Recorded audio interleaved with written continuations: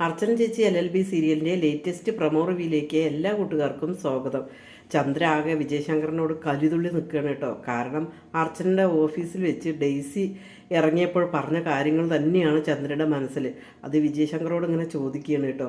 ഇവിടെയുള്ള കാര്യങ്ങൾ എങ്ങനെയാണ് അർച്ചന അറിയുന്നത്? നിങ്ങൾ എന്തോ ഒരു കള്ളത്തരം നിങ്ങൾ ചെയ്യുന്നുണ്ട്. നിങ്ങൾ ആദ്യം പറഞ്ഞു അർച്ചനയെ തോൽപ്പിക്കാൻ വേണ്ടിയിട്ടാണ് എന്ന്. എന്നെയും മോളെയും കൂടിയിട്ട് നിങ്ങൾ കബളിക്കുകയാണ് ചെയ്യുന്നത്.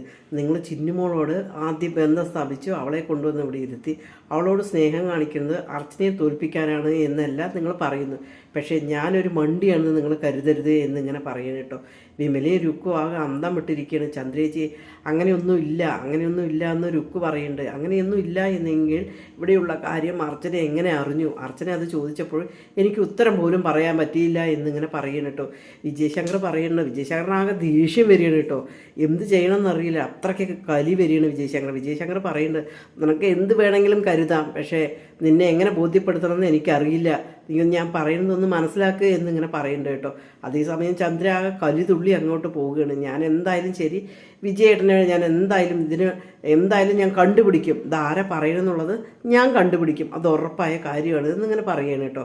അതേസമയം അനന്തവിനോട് മഞ്ജു ഇങ്ങനെ പറയണേ, ഇത്ര നേരമായിട്ടും ചേച്ചിയെ കാണാനില്ലല്ലോ, എന്താ ഇതിൻ്റെ ആവശ്യം? ഒരാൾക്ക് ആക്സിഡൻറ്റ് പറ്റി, ശരി, അയാളെ രക്ഷിക്കണം, അയാളെ ആശുപത്രിയിൽ കൊണ്ടുപോയാക്കണം, അത്രയും ചെയ്താൽ പോരെ?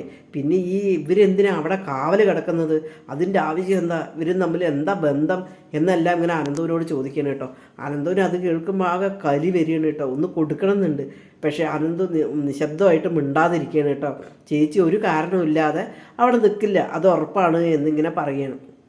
അതേസമയം മുകുന്ദനും അർച്ചനയും കൂടി ആശുപത്രിയിൽ നിന്ന് ജെയ്ക്ക് എണിക്കുന്നതെന്ന് നോക്കിയിട്ട് ബോധം വരുന്നത് വരെ നോക്കിയിരിക്കുകയാണ് കേട്ടോ.